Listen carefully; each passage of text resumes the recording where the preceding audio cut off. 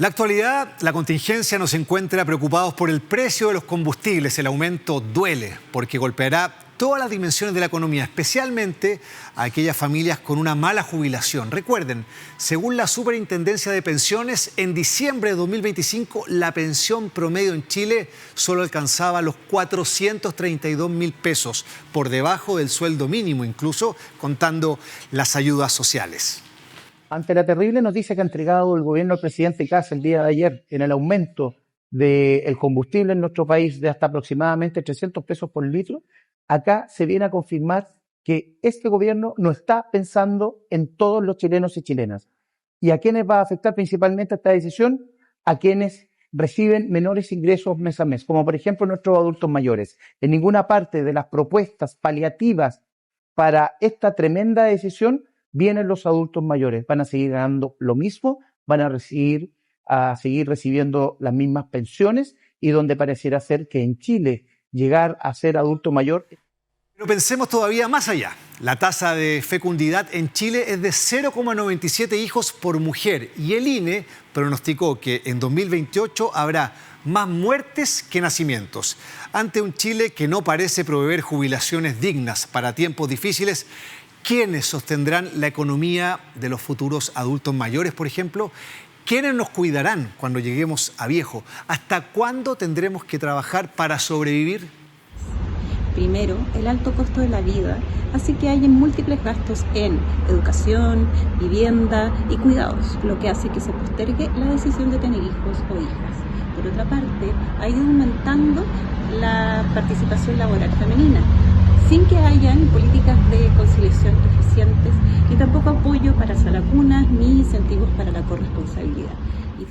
Les agrego un dato más reciente. La semana pasada, el Instituto Nacional de Estadísticas reveló que el año pasado nacieron 8.269 guaguas menos que el 2024, una baja del 5,4%. La crisis se está gestando ahora y como sociedad debemos resolverla antes de que sea demasiado tarde. ¿Cómo? Esa es la pregunta que intentaremos responder hoy en Cadena Nacional. Bienvenidos, bienvenidas.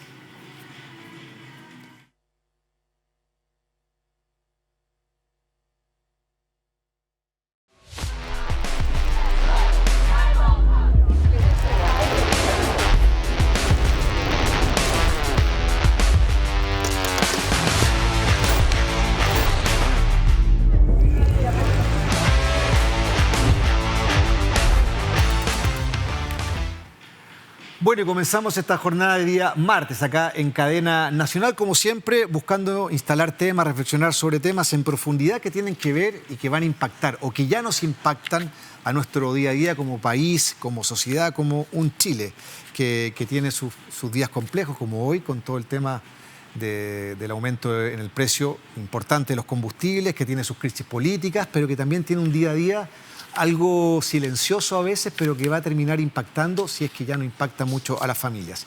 Y hoy vamos a hablar de varios temas que se cruzan. La natalidad, el envejecimiento de la población, el tema de cómo esto afecta, no solamente es un tema emotivo, es un tema de salud, es un tema financiero para cada familia, para cada hogar y también para el Estado.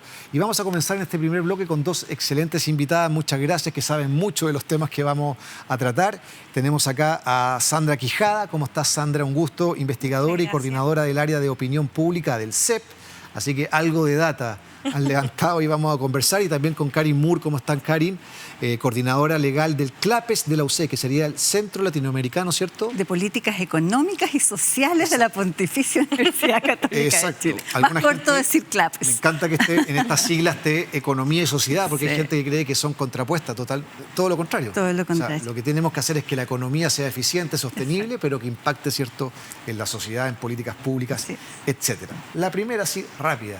¿Es verdad que el 2060 por ahí, ya 2070, vamos a ser, no sé, 16, 17 millones de chilenos? Pero ¿cómo si hoy día estamos cerca de 20? Completamente cierto. Mira, las últimas proyecciones del INE es lo que nos dicen. Mira, hace un par de días, a propósito de otra cosa, estábamos comparando las proyecciones del censo del 2017 con las de ahora del 2024. Y tiene una diferencia de poquitos años. Y el censo del 2017 proyectaba que nosotros crecíamos de a poquito, pero crecíamos hasta los 20 y tantos millones de personas, 28 millones de personas hacia el 2050. Pero ahora vamos a crecer hasta el 2036 y vamos a ser como 22.600.000, no vamos a crecer demasiado, y de ahí en adelante solo va a disminuir la población. Y eso con un, con un pronóstico o con una proyección conservadora de la tasa de natalidad, que es un poquitito mejor que el último dato que tú diste hace un momento. Porque, Karin, estamos en 0,97. Sí. O sea, hoy día nace menos de un hijo, una hija por mujer. Totalmente, y eso impacta fuertemente la tasa de reemplazo. ¿Qué significa esto en la práctica? Que nuestro futuro no solo se ve complejo, sino más bien crítico. Y tú lo señalabas muy bien, Francisco, porque decías, se cruzan varios temas.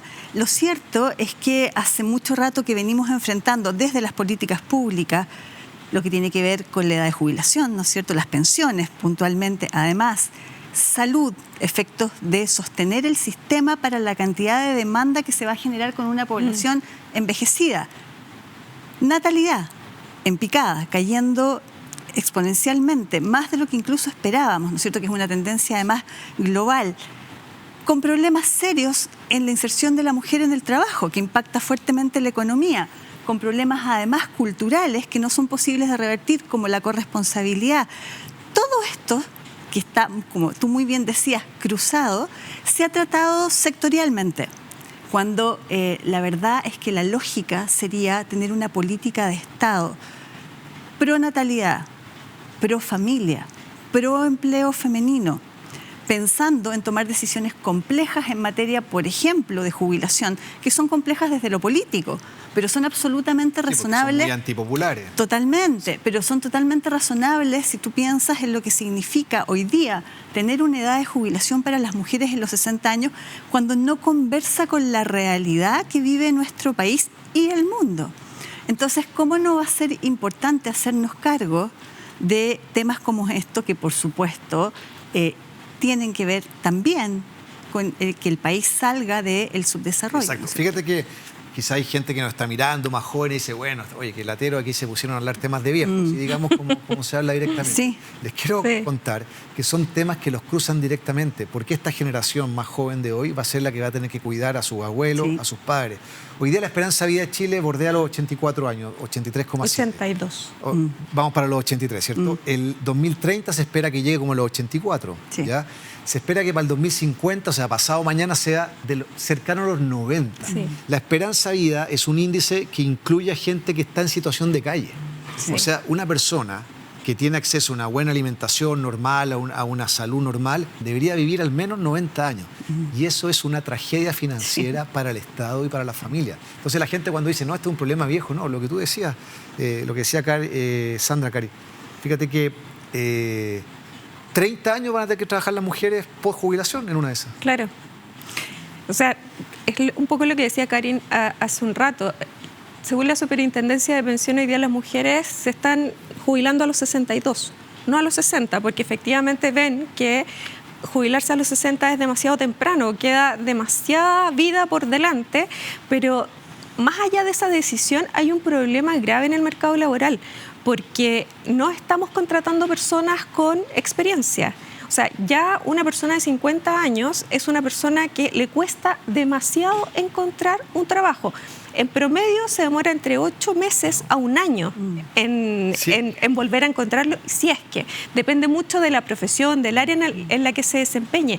Entonces, la verdad es que, además de todo lo que mencionó Karin, el problema del envejecimiento tan rápido que se ha generado en nuestro país no ha sido abordado. No es que envejecimos desde la pandemia ahora, no. Venimos envejeciendo desde antes del 2000, que fue ahí el quiebre cuando llegamos a la tasa de reemplazo del 2,1, ¿cierto? Ahí llegamos al reemplazo de la población y incluso ya desde el censo del 92 se venía observando que nuestra población venía envejeciendo. Europa se demoró como 50 años en esta transición. Nosotros no nos alcanzamos a demorar 30. Entonces, ellos hoy día tienen políticas de cuidados, de sistemas de cuidados súper integrales, que es un poco lo que comentaba Karin. Nosotros no tenemos eso. Recién se aprobó el año pasado la ley de cuidados, pero falta mucho de implementación. El que hoy día pensemos, ¿cierto?, a los 40, a los 30, a los 20 años, que tenemos que empezar a cuidar nuestro cuerpo porque no va a haber nadie que nos cuide, ¿cierto? O vamos a estar mucho más solos de lo que estamos hoy día, es fundamental. El cuidado integral de las personas tiene que ser desde muy joven. Así como había este programa Elige Vivir Sano que tenía que ver con la alimentación, también tiene que haber uno que esté enfocado en este problema y que en el fondo las personas, claro, se preparen desde el punto de vista de la salud. Preparar tu cuerpo para ser viejo. Exactamente. Para ser un viejo activo. Lo digo viejo de cariño, o como dicen los argentinos que me encanta, grande. Grande. Claro, tratan de grande. Ni hablar en las sociedades asiáticas, los japoneses y todo el respeto que tienen. Pero, mira, Karin, para ir poniéndole imagen, data, gráfico a esto que estamos hablando, que no es solamente cualitativo, sino que es muy cuantitativo, tenemos el INE, el Instituto Nacional de Estadística, armó una progresión de cómo está compuesta la población y cómo ha ido esto cambiando en grupo etario. Mira, vamos con la gráfica. Ahí está, si nos puede explicar un poco. Estamos viendo el año 92 y el año 2026 ahora. ¿Cómo ha ido cambiando el monito, cierto? Parecía un árbol de Pascua perfecto y después esto se ha ido desordenando. Bueno, hay varios factores de los que mencionaba Sandra que explican un poco lo que está pasando ahora, ¿no es cierto? Resulta que paradójicamente hemos descuidado temas centrales como los grupos etarios que han tomado un rol protagónico en nuestro país y en nuestras economías, que son, por ejemplo, los adultos mayores, o lo que incluso se habla que ridículamente, ¿no es cierto?, sobre 50 años se les califica de adultos mayores. Y hablamos de edadismo porque es un edadismo laboral que finalmente los excluye del mercado laboral. En CLAPES hemos hecho estudios importantes respecto a este tema, referente justamente a la dificultad que tienen especialmente los varones de encontrar trabajo. Pero además de eso, paradójicamente, nos encontramos con que toda la carga cae sobre las mujeres, en el sentido de revertir los índices de natalidad. ¿Cómo tú le puedes pedir a una mujer de los quintiles más pobres que tiene a su cargo el trabajo doméstico no remunerado, que no tiene alternativas para cuidar a sus hijos, ¿no es cierto? Porque estamos hablando justamente donde se producen las mayores brechas.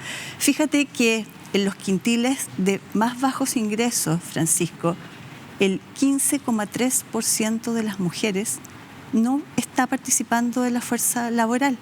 Y lo que es aún más grave, cuando esas mujeres logran conseguir un trabajo, insertarse en el mundo laboral, se encuentran con que su única posibilidad de participar del mercado es a jornada parcial.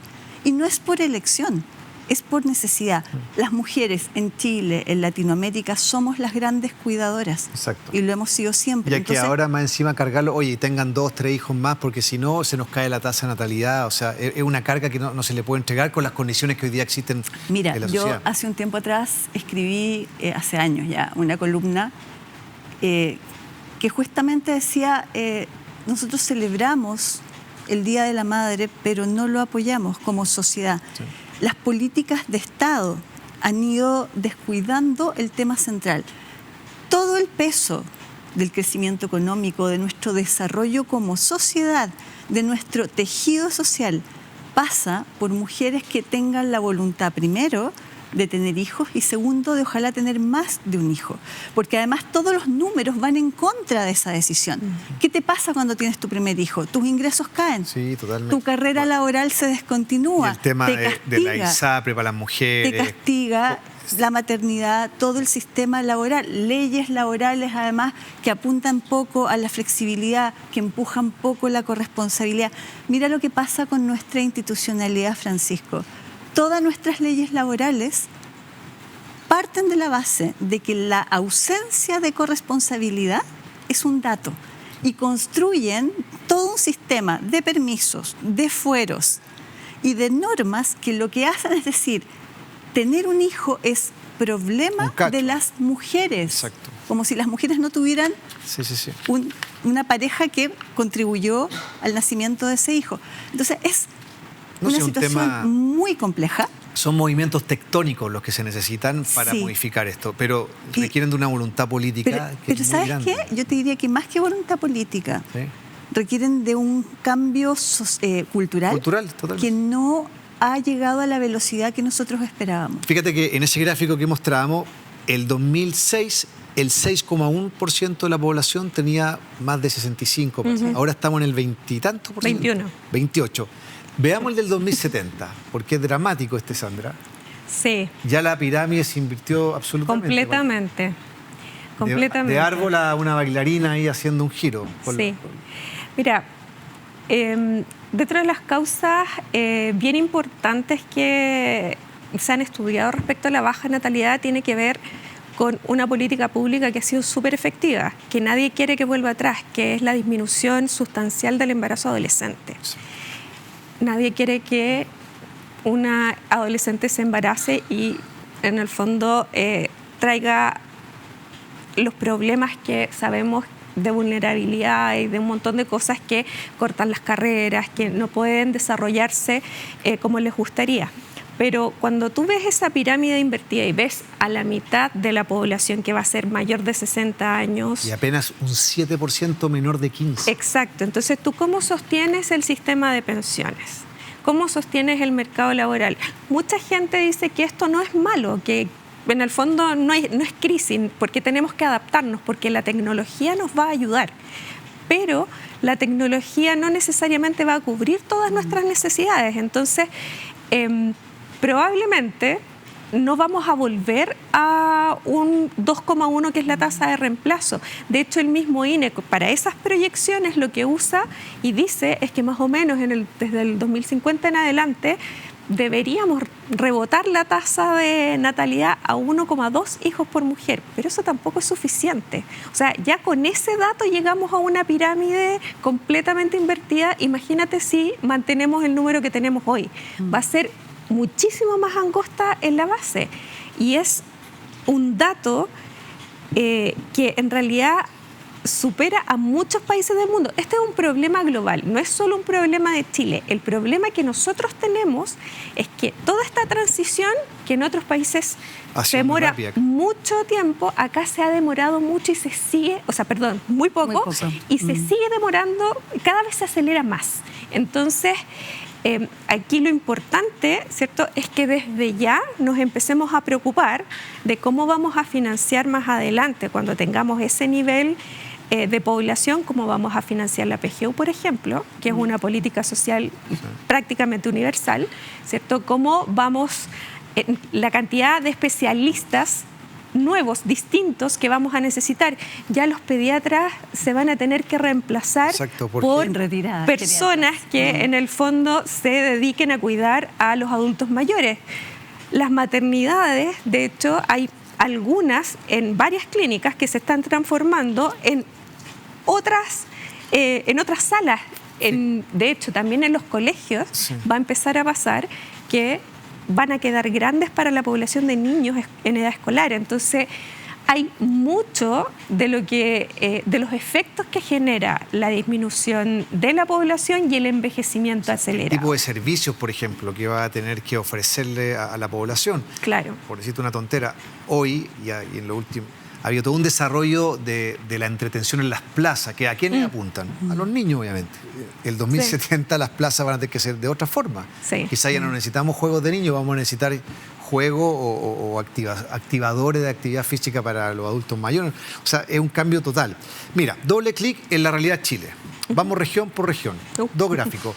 Las tres regiones con mayor envejecimiento en nuestro país, las tres regiones con menor envejecimiento. Y ahí podemos ver que las regiones con mayor envejecimiento en los últimos años son Valparaíso, Ñuble y Los Ríos.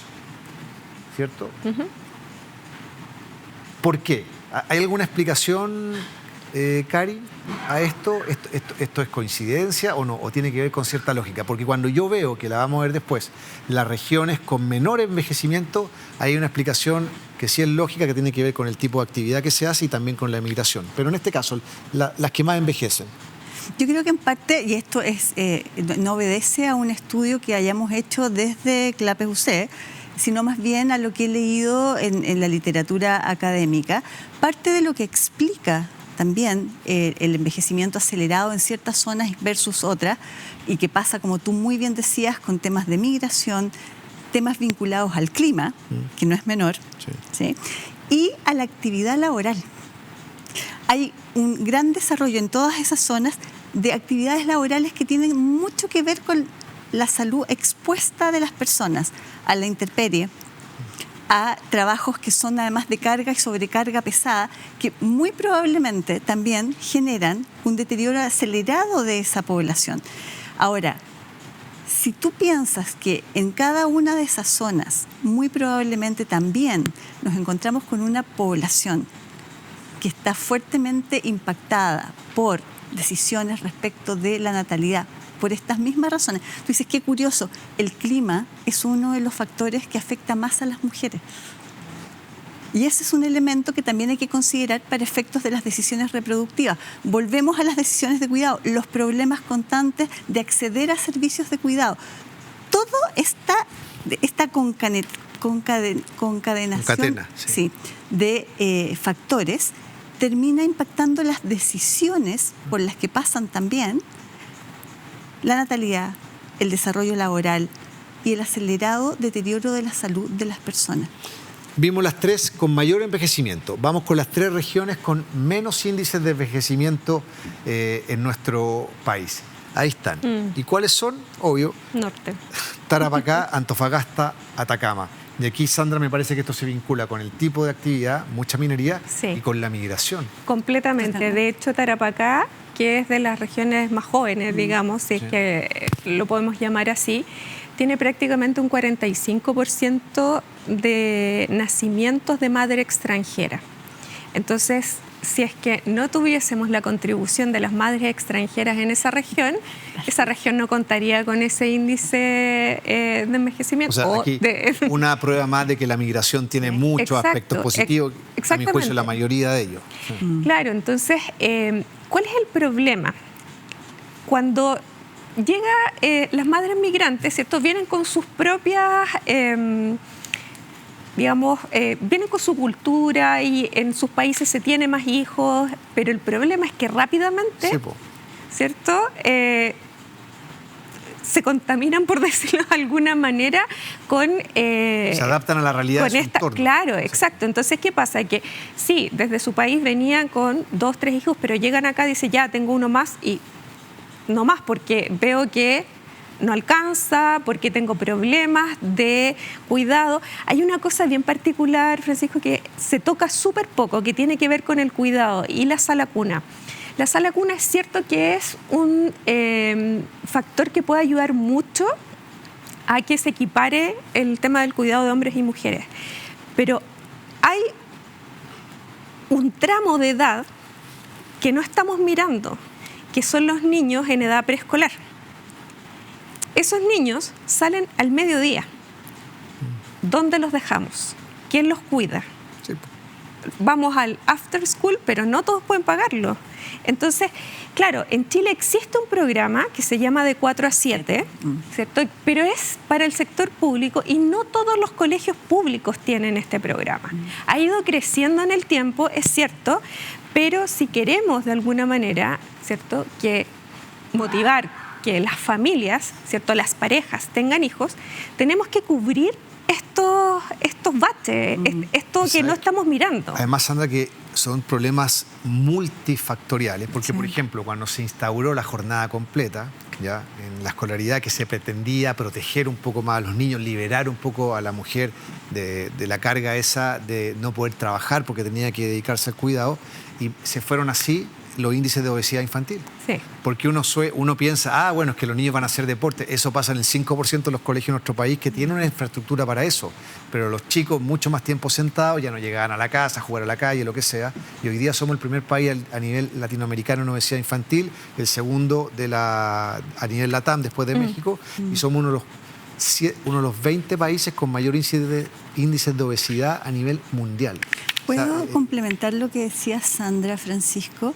Porque fíjate que es súper interesante el punto que ella toca.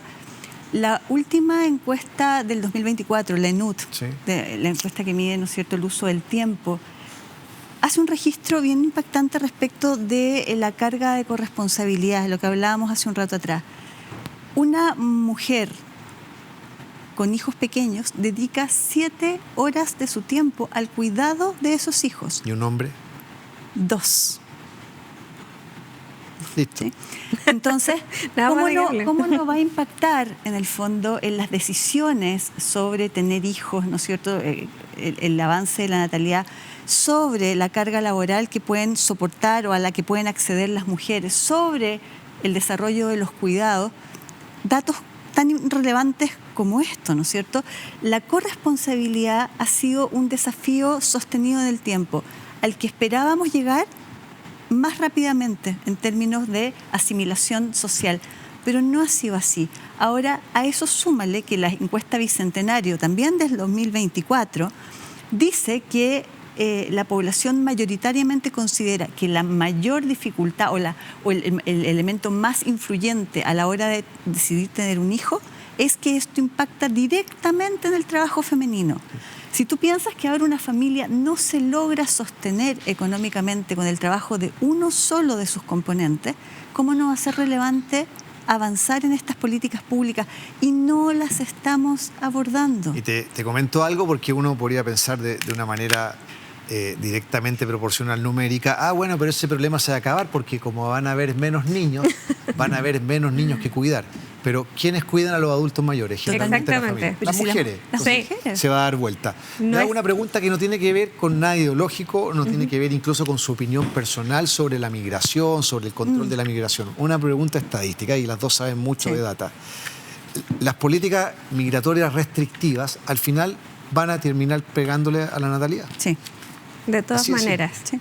De todas maneras. Por eso hay que hacerlo de manera muy cuidadosa. Y cuidadosa. De hecho, los países europeos que hoy día mantienen sus tasas de natalidad tienen que ver con eso, con que en el fondo son países que tratan de mantener los buenos aspectos de la migración. Por ejemplo, atraer talento, ¿cierto? Elegir quién viene a mi país, ¿cierto? Más allá de la ideología, ¿cierto? O sea, decir, mira, yo quiero que vengan personas con cierta calificación. Y eso ayuda, ¿cierto?, a mantener, porque mantener una tasa de natalidad como la que tiene Francia hoy día, que no pasa el 1,5, ¿cierto?, o hacer lo que está haciendo Hungría, que gasta el 5% del PIB en incentivar a las familias a que tengan hijos. O sea, nosotros estamos súper lejos de hacer eso. O sea, más hoy día cuando en el fondo tenemos restricción de presupuesto. Que me impacta la tasa que me das de Francia, porque nosotros siempre miramos a Francia, país de viejos, esos países que no nace gente y tienen mejor tasa que nosotros. Sí, pues. Sí, es que eso es el punto de que comentábamos al principio. Ellos se demoraron mucho. Entonces lograron abordar este problema de manera gradual, pero nosotros no. Exponencial.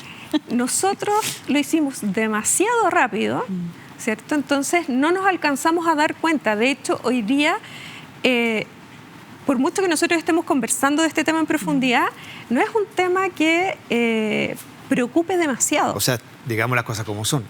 No es un tema que aparece a cada rato en los matinales. En absoluto. O sea, en un programa como el de nosotros, que busca un poco temáticas que son más bien sociedad, no de contingencia, puede tener espacio. Mira, tenemos una serie de gráficos para que los conversemos y a los números les pongamos análisis. Por ejemplo, gráfico promedio, estos de personas por hogar. Censo del 2024. Entre la diferencia, hogares con personas de 65 años o más, del 4,3 del 92 pasamos al 11,6. Con personas de 14 años o menos, 62% el 92, 33%, casi la mitad, el 2024. Y los hogares unipersonales del 8 al 21. O sea, hay un cambio de comportamiento, de composición de la familia, de los hogares, Karin, que ha sido tremendo. Ha sido brutal. Sí, brutal, de hecho, sí, ha sido brutal. Muchos hablan, ¿no es cierto?, de un marcado individualismo que ha ido caracterizando a la sociedad, la dificultad por establecer relaciones permanentes y sostenidas de pareja, el miedo al compromiso. Se han hecho muchos análisis que intentan explicarse esta evolución, ¿no es cierto?, de la composición del núcleo. Sin embargo, además de los componentes propios del tejido social y un cambio cultural muy marcado, también hay que hacerse cargo de lo que significa sostener económicamente a hogares compuestos por muchas personas. Las mujeres de los quintiles de ingresos más bajos se encuentran probablemente, Francisco, con una realidad que queda evidenciada en esos gráficos. No pueden trabajar. Están representando en este momento el 54,5% de la pobreza de nuestro país. De las personas más pobres son mujeres. ¿Sí?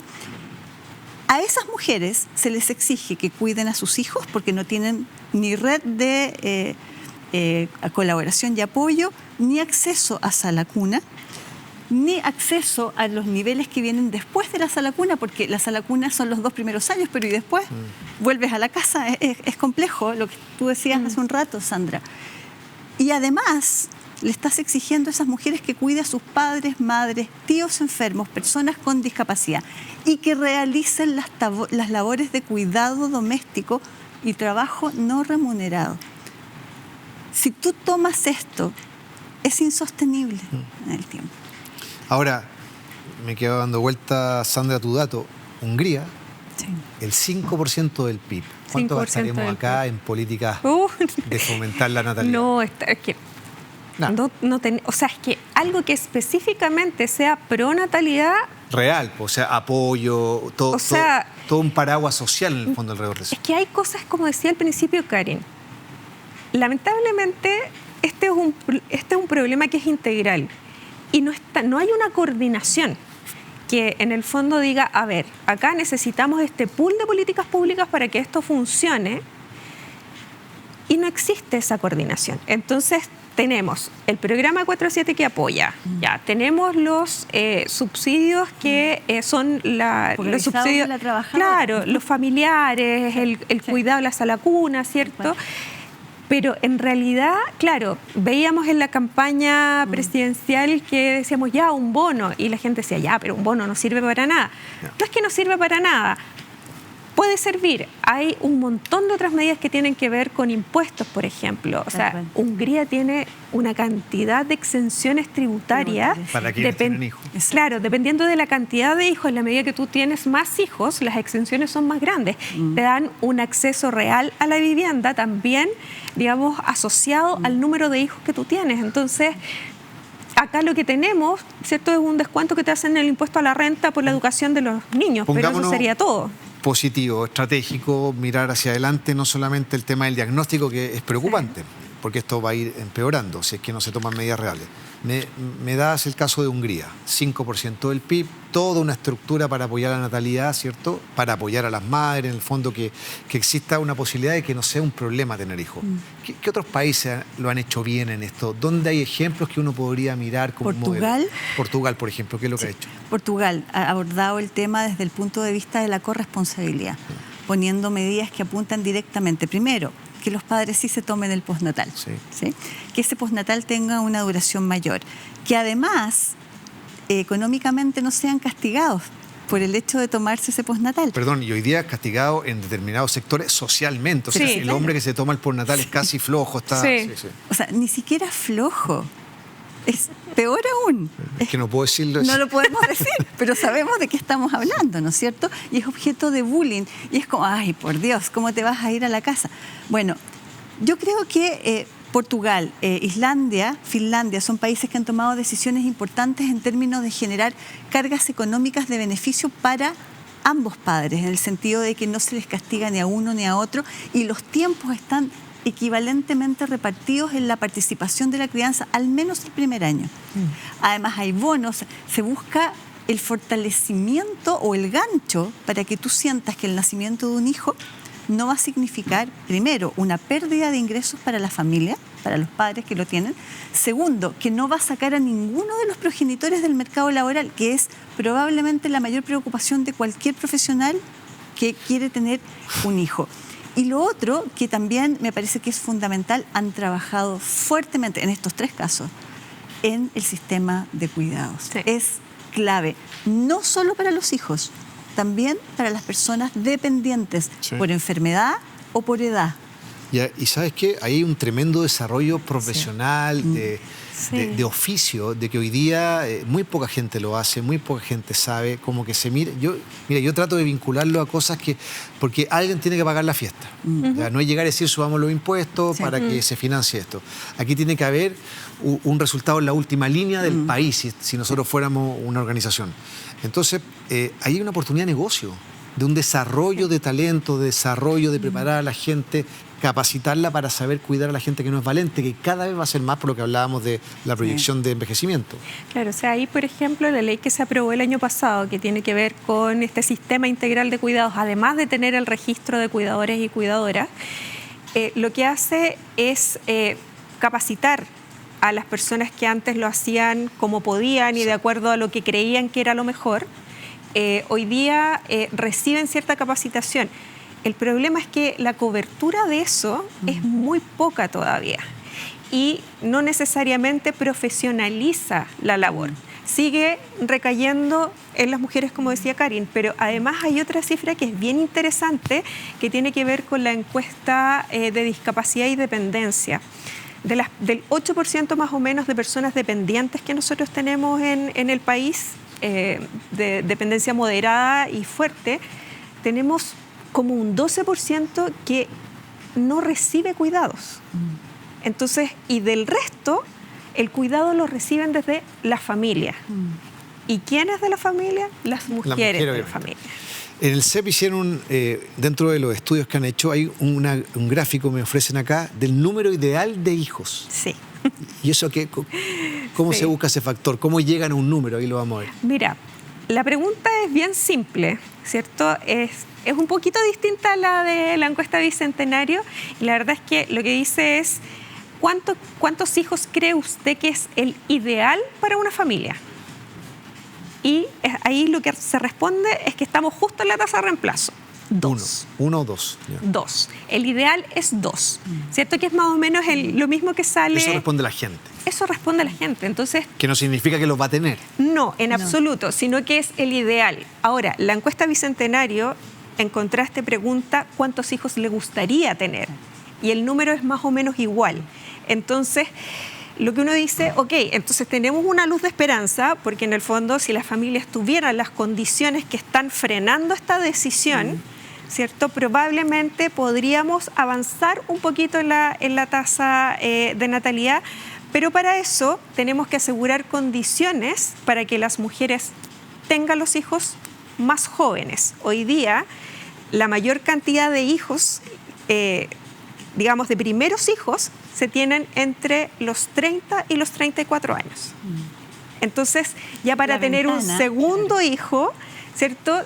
La probabilidad de que tú tengas un segundo hijo se disminuye por sustancialmente. Un tema biológico. Además, exacto. Las mujeres tenemos una ventana muy estrecha. Porque por más que la mujer esté activa más tiempo, por eso estábamos hablando de la esperanza de vida, el tema biológico es el mismo. La naturaleza te determina. Ahora, hay otro elemento que yo sumo a los interesantes datos que nos ha dado Sandra, y es que en CLAPE sucede sí se midió cuánto cuesta la crianza.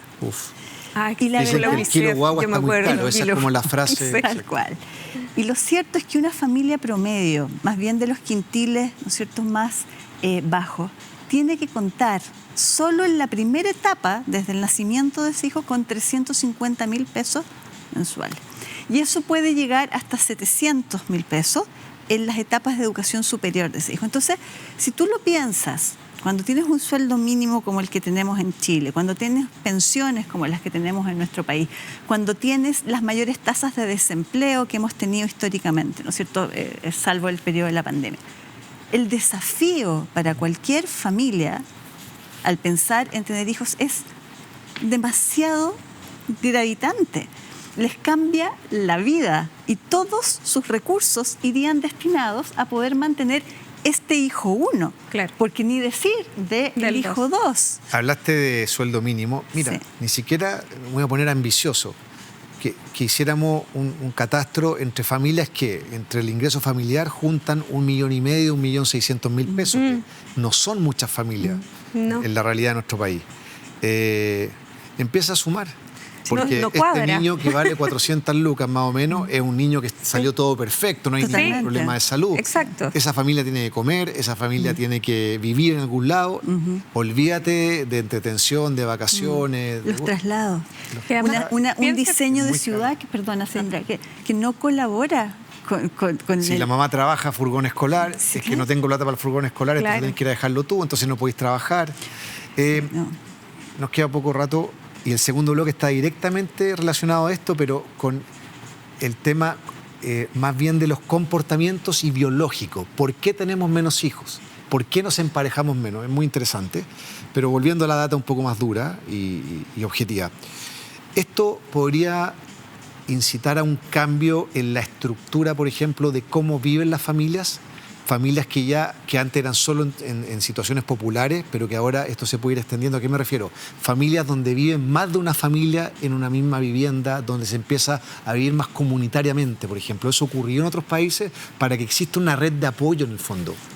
Sí, sí existe. Y de Creo hecho, que nace con los abuelos, eso pasa mucho. Sí, pasa mucho, porque ellos hace rato también que tienen este problema, entonces van bastante adelantados Prueba y error. Hay que en mirar para allá. claro, en la solucionática, pero nosotros también tenemos algo incipiente respecto a ese tema, que son estas viviendas que son en bloques, pero en estos bloques no viven personas distintas, viven familiares, ¿cierto? Entonces en el piso 1 vive una parte de la familia, en el piso 2 vive otra parte de la familia, que son proyectos que antes no se veían. Y ahora, en el fondo, cuando la familia cuenta con el terreno, ¿cierto?, se puede hacer un proyecto como ese. Quizás deberíamos pensar en la solución y en el déficit de viviendas que tenemos un poco hacia allá, porque es cierto que nosotros seguimos teniendo índices de allegamiento que son altos todavía para el nivel de ingreso nacional promedio que tenemos nosotros. Entonces, esa podría ser una buena solución. También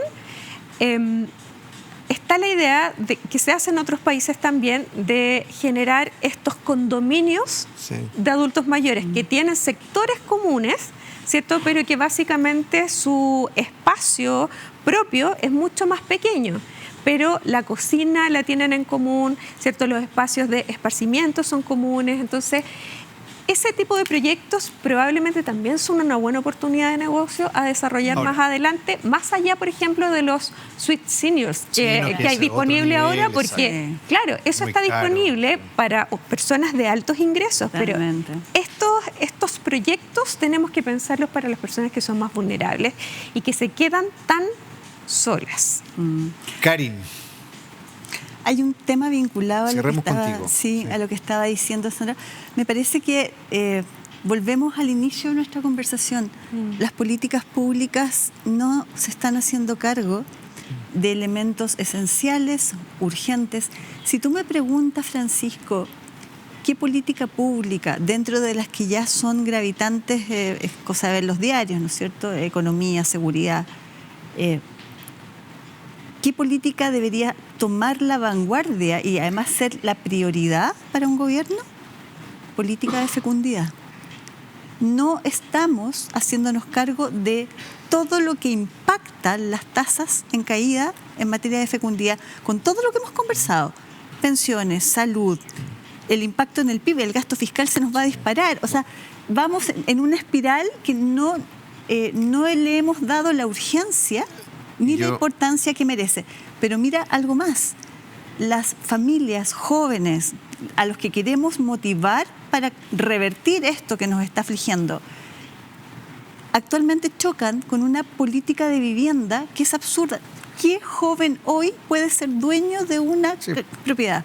Vamos a hacer, o sea, los jóvenes dicen, entre los 30 y más, somos los eternos arrendatarios. Y nos vamos a morir siendo arrendatarios si no tenemos posibilidad alguna de que nuestros salarios reales conversen con el valor de la vivienda. Entonces, educación. Esta política pública de fecundidad habría que mezclarla con la política pública de actividad física. Tú sabes que Chile hoy día se gasta 2,2 puntos del PIB por todas las problemáticas relacionadas con la obesidad. Solo con obesidad. Y después podemos agrandar, o sea, ampliar el espectro de situaciones. Es que son políticas de Estado. Escucha que cuesta Sí, cuando está tan mucho. polarizado todo, son políticas de gobierno. Sandra, Cari, les queremos agradecer por esta conversación, temas súper interesantes, temas que no están siempre en la palestra, en la contingencia, pero que nos afectan a todos. Mucha suerte en el CLAPE, SUCE, también ahí en el CEP.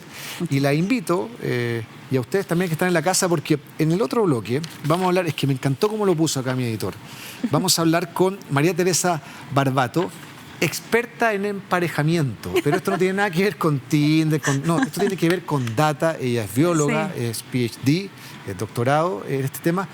¿Por qué nos estamos emparejando menos? ¿Ya? ¿Qué es lo que ha pasado? Todo le echan la culpa a la pandemia. Hay un fenómeno totalmente distinto que, bueno, hace también más difícil el tema de la natalidad, de la fecundidad. Así que Así es. muchas gracias por estar acá en Cadena Nacional y nosotros ya volvemos para seguir hablando desde otra arista de este tema.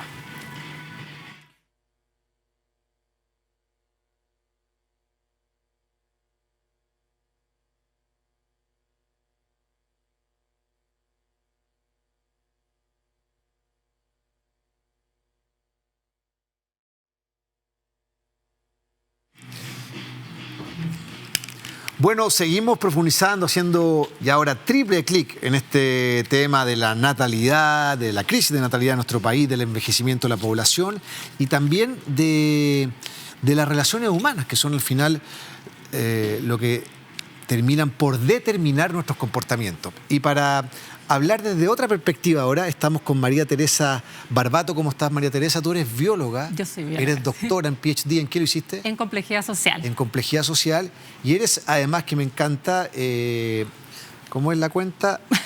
@doctora.oxitocina oficial. Sí, ahí sí, en redes sí, sociales. Así que ahí la pueden buscar y te da muy bien. Experta en emparejamiento. ¿A qué te dedicas tú? Bueno, como tú muy bien dijiste, soy bióloga, después seguí la carrera academia del doctorado y hoy en día investigo las relaciones humanas desde una perspectiva más interdisciplinar, que son, bueno, lo que nos dice la economía, la antropología, la psicología y la biología para responder de repente preguntas más complejas.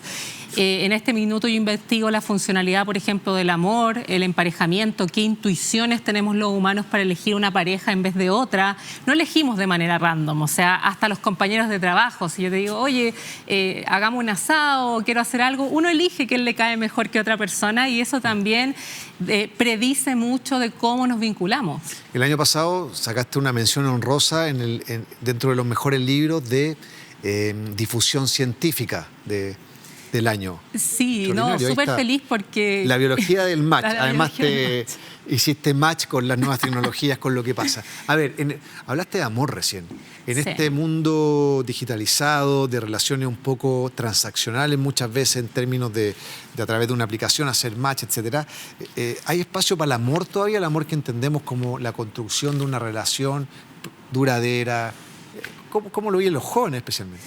Mira, la verdad es que tenemos que pensar que son los mismos mecanismos cerebrales en una cultura que cambió en una tasa muy alta. Entonces nos seguimos enamorando, nos seguimos, nos sigue atrayendo una persona, van cambiando de repente ciertos pilares de la atracción, pero el amor sigue en pie.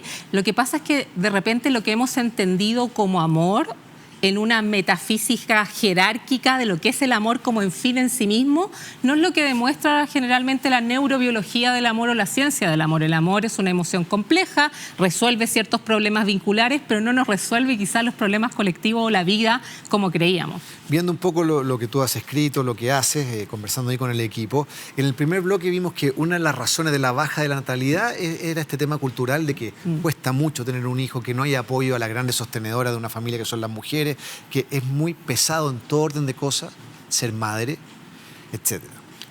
Pero en el caso de ustedes, es más relacionado con la biología, el comportamiento, al parecer la gente se empareja menos también, o se empareja de otra forma, y eso también podría incidir en la natalidad. De hecho, cuando uno ve el decrecimiento de la natalidad, no podemos pensar solamente en razones que tienen que ver con la economía o decisiones personales. Tenemos que pensar en que cambia nuestra biología de manera profunda cuando cambia nuestro entorno. Y cuando digo que cambia nuestra biología, cambia desde una perspectiva fisiológica, o sea, desde nuestras hormonas y neurotransmisores que promueven ciertos vínculos, y también de una manera psicológica, o sea, cuántas concesiones yo hago en el ambiente para la crianza. no sé, por ejemplo, el alimento, o sea, tengo todas mis necesidades básicas cubiertas y ahí también obviamente se mete también, por supuesto, las decisiones económicas, pero insisto, o sea, todos los animales que tienen, de hecho, una gran restricción biológica para reproducirnos, como el humano, cuando digo alta restricción es que, digamos, fecundación interna, 9 meses de embarazo, 3 años de lactancia, o sea, es harta ya energía, entonces necesitamos hacer ciertas concesiones, pero lo maravilloso de la biología es que nosotros fluimos. Nosotros somos capaces de cambiar de una monogamia vinculante a decidir, ¿sabes qué? Quiero ser más promiscuo en este ambiente. O sea, el entorno, insisto, modifica fuertemente nuestra biología. Entonces, si nosotros queremos promover, por ejemplo, una natalidad, primero tenemos que entender cómo son esos valores. O sea, la natalidad ha cambiado en quiénes, en qué grupo etario, en la clase media, en la clase alta, en la clase baja, a qué tipo de persona, a las niñas, a los jóvenes, etcétera, etcétera. O sea, es mucho más profundo de lo que creemos. Nos emparejamos más o menos los chilenos, por ejemplo, por segmento etario, los más jóvenes. Trato siempre de enfocarme más ahí porque ahí está el futuro, ahí está el desarrollo, ahí está la natalidad futura, etcétera. Sí. Nos vinculamos de manera distinta, los jóvenes muestran un alto impulso sexual, se comprometen menos en relaciones vinculantes, pero eso no significa que no se estén vinculando. Se vinculan muchas veces con la soltería y relaciones que no son comprometidas, el amigo con ventaja, tienen más de una relación, hay un impulso sexual que es alto y eso es bien interesante. Hay poliamor también. Exacto, entonces está respondiendo también a un entorno y eso es lo maravilloso y que los animales, por supuesto, también lo hacen. Ahora, se habló mucho siempre de que la pandemia había sido un antes y un después. ¿La pandemia estructuró los nuevos comportamientos de pareja o fue más bien una crisis o contingencia que duró y todo se empezó a reacomodar? O sea, las pandemias son maravillosas a nivel conductual porque son experimentos naturales que te dicen, bueno, ¿qué está sucediendo? Y lo que ocurrió en la pandemia, de hecho lo hemos investigado, es que evidentemente disminuyó la motivación por tú tener relaciones más vinculantes. ¿Qué quiero decir eso? Que yo no quiero gastar energía en conquistar a alguien, en retener a alguien, en aportar el crecimiento de una descendencia y eso se ha visto, digamos, en experimentos que después de la pandemia, lo maravilloso también que pasó en Chile a nivel estructural como de investigaciones que nosotros tuvimos este plan paso a paso. Y el plan paso a paso, ¿qué le hizo? Que como nosotros los científicos me hacía que tú salías y tú entrabas. Salías y entrabas de la casa. Entonces yo podía medir tu comportamiento dentro de la casa y qué sucedía después. Ahora, en el comportamiento de pandemia dura, ese año que estuvimos medio encerrados y todo, ¿qué ocurría? Bueno, hubo muchas parejas que se divorciaron después de eso. Sí. En el fondo eso fue una prueba de fuego para la convivencia de una pareja. Depende muchas veces el estrato socioeconómico en que tú estabas, porque si estabas en un estrato, claro, si tú estabas en un estrato más bajo, muchas veces estabas obligado a vincularte con alguien de manera, con una tasa un poco más rápida. ¿A qué me refiero? Si estabas pololeando y empieza una pandemia, quizás decidiste inmediatamente irte a vivir con esa persona. Entonces también incrementó la ansiedad del apego, por un lado, y por otro lado también desmotivó a que tuviéramos contacto o la exploración del entorno para buscar nuevas realidades. Pero paradójicamente eso no quiere decir que mi impulso sexual, por ejemplo, disminuyó. Porque no, en realidad cuando yo estoy dentro de un periodo de incertidumbre, la estrategia que usa el humano es la cantidad versus la calidad. O sea, si nos imaginamos en un contexto sin anticoncepción, es tener muchos hijos y el que pueda sobrevive. Y eso se da en estados de incertidumbre. Oye, algunos estudios, lo que tú has hecho, demuestra que la gente tiene más, las parejas que tienen opción real de teletrabajo, tienen mayor disposición a ser padres. O sea, ahí podría haber una vinculación directa en una política de Estado, de gobierno vinculada con el trabajo, el tipo de trabajo, incentivar eso, darle beneficio a las empresas, por ejemplo, para que lo incentiven, porque eso va a impactar en la natalidad, que es una crisis que estamos viendo. Eso es muy interesante porque de repente uno piensa de manera muy reduccionista de que si está bien la economía, al tiro la tasa de natalidad va a subir, pero en realidad en el humano nosotros necesitamos otras cooperaciones, necesitamos o a la familia o una red de soporte, entonces obviamente el teletrabajo lo que hace también es que se distribuyan ciertas tareas del hogar que hoy en día, queramos o no, siguen siendo muy parte de la mujer. Entonces sí, tiene en el fondo mucho sentido que no solo se vea, digamos, el número per se, y sino empecemos a ver un poco más. Yo insisto que lo que ocurre acá también es una ecología reproductiva, o sea, las personas tienen menos ganas de vincularse. La disminución de la oxitocina, por ejemplo, en hombres se ve en zonas, en culturas más industrializadas que las menos. Tú eres la doctora oxitocina oficial. Para la gente que no sabe lo que es la oxitocina. ¿Qué es y cómo actúa? La oxitocina se considera la hormona y el neurotransmisor del amor porque me permite, ¿no es cierto?, el vínculo y relaciones altruistas. O sea, me permite que yo proteja esa descendencia, que yo deje todo por la otra persona. También a nivel romántico me dice y me recuerda constantemente que esa persona es buena. Me cambia mis intuiciones. Me dice, oye, esta persona es para ti. Y es tanto el poder de la oxitocina que te da lata salir. No sé, tú querís quedarte en Netflix viendo una película rica y no querís salir a tu red. Entonces yo siempre digo, mucho de algo bueno puede ser malo, porque también tienes que promover tu red. Y eso es lo lindo de la biología, que podemos saber nuestros límites y decir, ¿sabéis qué? Voy a ir a ese cumpleaños aunque me dé lata, aunque sienta muchas ganas de estar contigo. Oye, ¿cómo es Chile? El emparejamiento en Chile a nivel comparativo con la TAM y a nivel a países que son más desarrollados, no sé, los países nórdicos, los países europeos. No me quería ir para el mundo asiático, estoy hablando de Occidente en el fondo. Mira, Chile en general en términos de sexualidad es un país bien conservador, pero bien feminista en torno a la selección de pareja, que quiere decir que generalmente las mujeres toman las riendas muchas veces de lo que van a elegir. Eso no ocurre en todas partes. Muchas veces uno esperaba que con la incursión de la mujer en el trabajo esto cambiara en todas las sociedades. Realmente eso no es así. Entonces tú, al tomar un poco las riendas de tu elección, como cualquier animal, puedes decidir estar con alguien como no estar con alguien, y eso pasa mucho en Chile. Lo otro que pasa harto en Chile, somos muy buenos besadores, nos gusta estar con nuestra pareja, besarla mucho. Mira, pero no como algo, digamos, de cortejo sexual. Nos gusta mantener el apego, y eso es bien interesante. ¿Por qué? Porque tú estás en un ambiente desigual. Chile, si tú comparas, bueno, uno puede decir que quizás es un índice inexacto, pero se ha comparado la relación del índice Gini con la frecuencia que besan los chilenos, y nos besamos más que los europeos. Y nos besamos... ¿Y cuál es el país más besador del mundo? Bueno, estamos entre los top 3, yo creo. Yo creo que Chile es un país muy besador, pero es el beso en torno al quiero saber que me sigas queriendo, al entorno ¿por qué no me besaste cuando llegaste a la casa? Eso en el fondo es un para promover el apego. Somos muy melosos, nos gusta emparejarnos. Los chilenos, la verdad, nos gusta harto emparejarnos. No tenemos... Nos cuesta estar solo. Nos cuesta estar solos.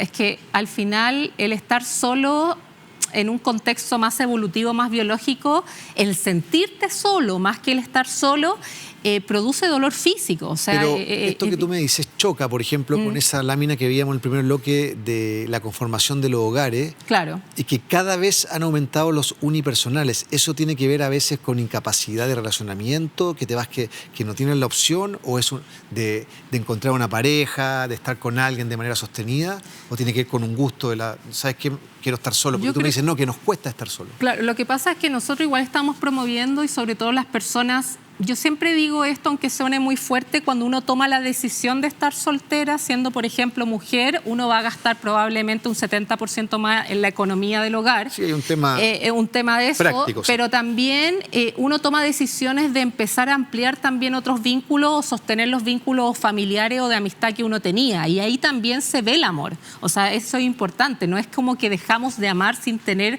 un vínculo sexoafectivo, pero no podemos negar que en Chile tener un vínculo sexoafectivo sí soluciona problemas económicos, sí soluciona problemas jerárquicos, problemas de familia que son relevantes. O sea, Chile sigue siendo así, la familia en torno, yo creo, a la incidencia también de la Iglesia en los 90, sigue siendo un núcleo familiar, o sea, un núcleo importante para el chileno. Tener este como skills o este desafío de tener una familia sigue siendo relevante. Tú decías que somos conservadores, pero también somos buenos besadores, que somos melosos, pero también un tema de control, de seguridad, me quieres, no me quieres. Claro. Y a nivel LATAM, ¿qué somos? Porque, por ejemplo, ahora estamos viendo que hay mucha inmigración en nuestro Sí, país, sí. y uno tiende a pensar que cuando llegan los colombianos, los venezolanos, ellos son más melosos que nosotros, tienen más sabor, son más cariñosos, les gusta más un poco el tacto, por decir de alguna forma. Claro. Nosotros somos más fríos, los ingleses de Sudamérica. ¿Eso es así o los estudios Lo que demuestran pasa es que nosotros somos más melosos en torno a cuando ya tenemos una relación comprometida, no De en torno, confianza. exacto, no en torno al cortejo, que son como dos líneas de investigación distintas. Una cosa es como cortejas, que nosotros ahí somos un poquito más reservados, de hecho nos gusta ir a Más tímido. ciertos lugares de cortejo, no es que uno corteje en todas partes, y eso tiene que ver también con la desigualdad. Porque si tú estás tomándote una cerveza y de repente llega alguien, ¿qué hace? Uno se asusta. Chuta, este gallo, alguien me va a robar. O sea, eso de inseguridad impide y reduce también oportunidades de emparejamiento. Entonces, obviamente, eso también cambia como tú te sientes amenazado. Distinto es si estoy en una sociedad más igual y en cualquier parte alguien me puede pedir el teléfono, decir algo. Nosotros somos un poquito más restrictivos con eso en comparación, por ejemplo, de los latinoamericanos. Oye, a lo que tú te dedicas, que es ciencia pura, mucha data, investigación, está en otro carril que, por ejemplo, la psicología de pareja, que tiene que ver más con comportamiento, ¿cierto? Con aspectos conductuales, no biológicos. Claro. ¿Cómo se cruzan eso? Yo creo que ya ese cruce ya se realizó. O sea, yo siento que cualquier psicólogo en torno a la clínica, que es lo que yo no veo, tiene que tener claro que hay límites y desafíos biológicos. O sea, si tú entiendes una emoción como el amor, como los celos, que tuvieron funciones adaptativas muy importantes y que quizás hoy en día son diferentes, eso es un plus para cualquier persona que quiera, por ejemplo, arreglar una relación de pareja en general. Ahora, yo me dedico harto a la psicología experimental, un poco con la teoría más biológica, que es como, por ejemplo, cómo yo en general puedo hacer experimentos con pareja o ver cómo esas parejas reaccionan a ciertos ambientes, pero la biología, queramos o no, ya se ha metido en la psicología, de todas maneras. Oye, no me acuerdo el nombre ahora, la tenéis que haber visto, una serie de hace ¿Cuál? 6, 7 años, que era de uno de los grandes investigadores estadounidenses en los años 50 de la sexualidad, cuando era un tema totalmente tabú, y me acuerdo que era una serie muy, muy interesante, bien hecha, gringa, creo que está en Netflix, pero porque yo me dedico a la investigación, temáticas que generan cierto pudor, pero que son ciencia pura. Sí, sí. O sea, comportamientos, reacciones del cuerpo, reacciones del ser humano, cognitivas, etcétera. ¿Es fácil ser investigadora de esto en Chile? ¿Hay que derribar mitos cuando está en una mesa con otros investigadores que se respeta esto? ¿Todavía tiene esto de como eso más bien frívolo? ¿La sexualidad se ha transformado en una ciencia con una reputación alta en el mundo científico? Yo creo que de a poco... Digo Chile, ¿eh? Sí, Sí. en Chile de a poco se ha abierto esa puerta porque por mucho tiempo era como, tú vienes con la perspectiva biológica, con la perspectiva evolutiva. Y yo hago hincapié y digo como, es que esto no es una perspectiva. La física, la química y la biología rige para todo nuestro cuerpo, inclusive para el cerebro. O sea, rige la gravedad para nuestro cerebro y rige también conceptos biológicos para nuestro cerebro. O sea, es un desde. Y cambiar ese paradigma obviamente es difícil, es totalmente difícil porque es un paradigma que de repente te acostumbras a un paradigma más clínico o a un paradigma de que todo tiene que ser un trauma. Y aquí es como, mira, comparemos qué hacen quizás los bonobos y los chimpancés, que son nuestros primos, no están abajo por nosotros. Entonces, de repente lo que más me cuesta es que cuando uno habla de ciertas cosas, la gente sigue insistiendo que es instinto. Exacto. Todo lo malo del humano es instinto, todo lo bueno del humano es solamente humano, y yo les digo, es que ambas cosas son de animales y son de humanos. Fíjate que tenemos aquí unas gráficas de Clapes, ¿cierto? Estábamos ahí con Karin en el primer bloque sobre más o menos hijos, el número ideal de hijos, no tener más hijos, apoyo sociedad, más hijos. Veamos algunas placas de eso que nos permiten. Por ejemplo, acá. Ahí sí. ¿Con cuál de las siguientes afirmaciones sobre el número de hijos el encuestado se siente más identificado? Muy o bastante de acuerdo. Es mejor tener pocos hijos, pero darles una educación de calidad.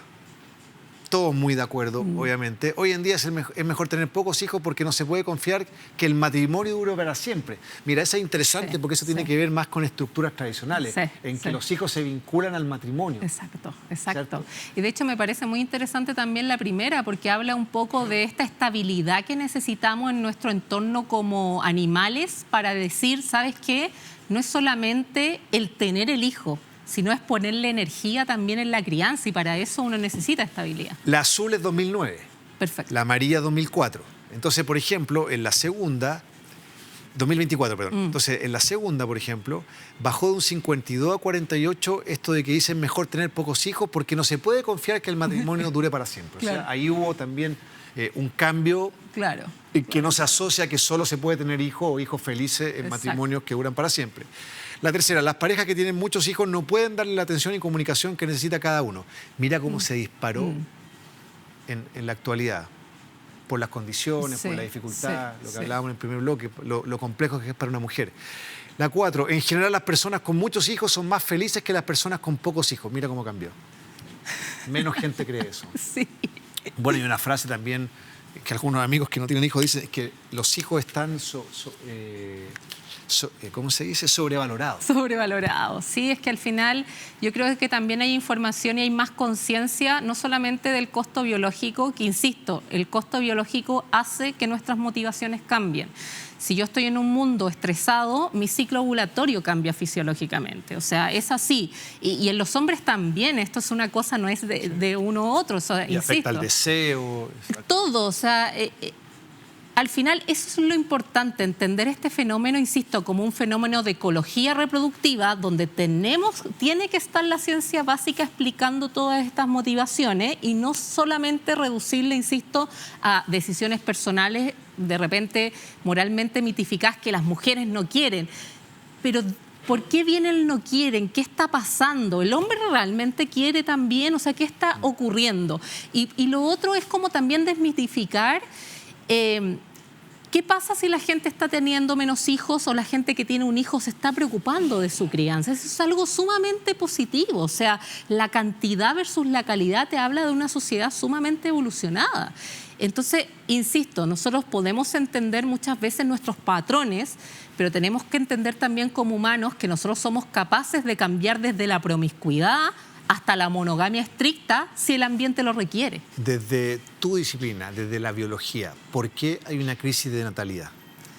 Porque los aspectos que son cualitativos, cuantitativos, son fáciles de explicar. Cuesta mucho, la mujer tiene pocas opciones de trabajo, etcétera, etcétera. Sale caro el kilo guagua, lo que hablamos en el primer bloque, ya. Pero desde la biología, ¿por qué tenemos menos hijos? Desde la biología, en realidad, todos esos factores que son ambientales, sí o sí, afectan nuestra biología. Y la afectan, insisto, de manera fisiológica, desde una hormona que me hace susceptible hasta a nivel psicológico. Cuando hablo de a nivel psicológico, biológicamente a mí me va a afectar cómo yo elijo pareja, qué tipo de pareja elijo. Me va a afectar también cómo yo me vinculo y si quiero una crianza para eso. Insisto, nosotros si nos ponemos en un espacio evolutivo determinado, es muy costoso para la mujer, inclusive se ha medido que la lactancia es más costoso hasta biológicamente que, digamos, el embarazo. O sea, si uno lo hace así, nuestras intuiciones para elegir pareja deben moldearse al entorno. Entonces yo siempre insisto que esto no es una lucha entre genética versus cultura. El ambiente sí hace que se modifique nuestra conducta y eso es lo hermoso un poco de estudiar la biología del match. ¿Hay países más felices sexual, biológicamente que otros? Así como se dice que Finlandia es el país más feliz del mundo. Claro. Y que eso está muy vinculado a sus políticas de Estado, de protección de la crianza, de la vida familiar, de los momentos libres, de que haya una verdadera capacidad entre lo que se trabaja y lo que se disfruta en la vida, etc. ¿Hay países que los estudios demuestran que sexualmente son más felices? Mira, en Chile sobre todo somos muy poco conformes con nuestras conductas reproductivas. ¿Qué quiere decir eso? Que yo te puedo preguntar a ti cuántas veces besas a tu pareja y es harto. Y aún así tú debes decir, ¿sabes qué? No, hay otra persona que besa mucho más, hay otra persona que tiene mejor relación que yo. Y eso pasa mucho en Chile, a pesar de que tenemos alta frecuencia de besos, alta frecuencia también de abrazos, y en promedio de la relación sexual, no lo recuerdo en este momento, pero es harto en comparación de muchos otros países. Creemos y nuestra percepción es que hay alguien mejor que nosotros. Entonces, en términos quizás de estabilidad o de felicidad, no estamos conformes con nuestras propias ¿Y relaciones. es un tema de autoestima, es cultural? Yo creo que obviamente debe haber un enfoque contextual de que siempre esperamos algo mejor de las relaciones, no nos conformamos, y quizá ahí, insisto, hay una herencia cultural importante de dónde debemos ir, que un poco lo que hace la biología y también mi trabajo que intento difundir es como saquemos esto de un pedestal, imaginémonos o hagamos el ejercicio al revés. ¿Qué pasa si tú eres realmente una persona soltera, te vas a morir soltera y tú tienes distintos vínculos durante la vida? Es muy distinto mirar de yo soy una persona soltera y tengo que encontrar a alguien para toda la vida.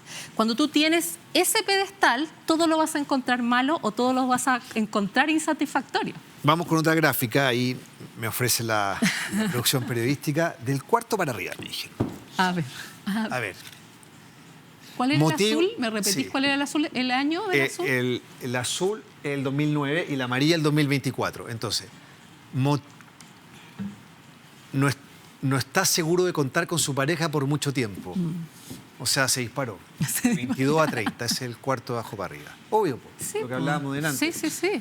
Ha cambiado el mercado también. ¿Duran o sea, poco las parejas? ¿Duran menos que antes? Duran menos, están menos comprometidas porque, insisto, tenemos un ambiente de mucho cambio. Ojo, que eso pasa mucho en las ciudades cosmopolitan y también en las capitales.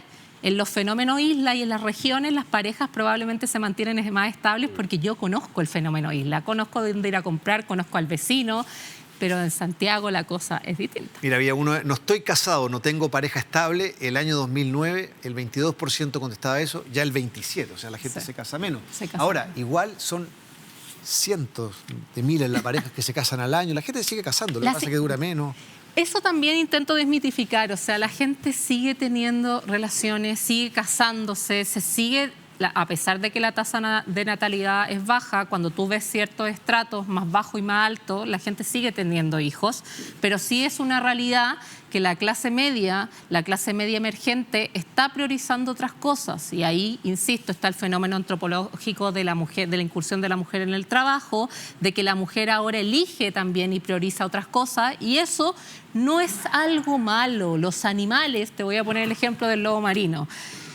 El lobo marino puede ir, luchar, se ensangrentan entero, llega el lobo, listo, me voy a reproducir con toda esta hembra, y la hembra puede llegar y decirte, no, listo, está todo bien, eres súper bueno genéticamente, pero en este minuto no quiero. Entonces tenemos que aceptar también que el humano no se reproduce durante todo su desarrollo, no es así, y no se reproduce también a cada rato porque es costoso. Tú hiciste hace poco un estudio que tiene que ver con las búsquedas en Google de estos temas. Cuéntame un poco.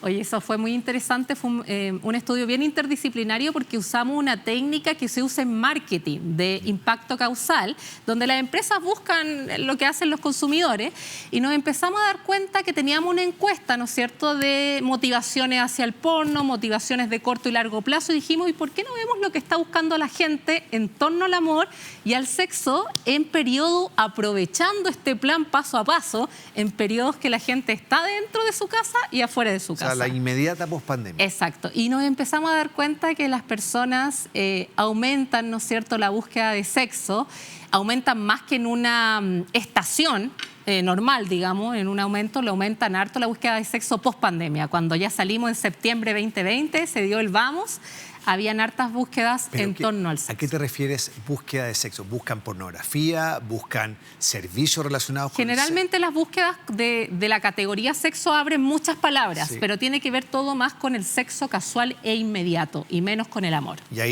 ahí vienen las aplicaciones.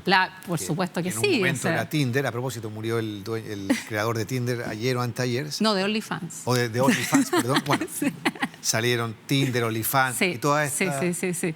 No, lo más interesante del estudio es que Tinder se mantiene constante. La búsqueda de Tinder en pandemia, obviamente aumentó la gente mientras estaba encerrada, hasta por ocio, bajaba Tinder, pero post pandemia lo que aumenta son las búsquedas relacionadas con el sexo casual. Y eso abre desde que tú puedes buscar una película, puedes buscar una categoría pornográfica o puedes buscar, ¿no es cierto?, citas rápidas. Y eso también te habla de que cuando uno está en contextos de crisis, nosotros priorizamos estrategias de vida rápida. La estrategia de vida rápida te dice alto impulso sexual, cantidad versus calidad. Y eso es bien interesante porque hasta te afecta en el tipo de apego que tú le puedes dejar a un hijo. O sea, tengamos muchos hijos, alguno va a sobrevivir. Y eso ocurre en ambientes de incertidumbre. Y es por eso que la psicología, queramos o no, también tiene un tinte político. María Teresa, te agradecemos por tu tiempo, por venir, súper interesante, conocer una arista distinta desde la biología a esta temática que hablamos en el primer bloque de la baja crítica de la natalidad en nuestro país, que tiene una serie de consecuencias en el mediano y largo plazo, en el impacto en nuestra economía, en nuestro desarrollo, etcétera. Y le recomendamos a la gente leer su libro. ¿Dónde ahí lo está?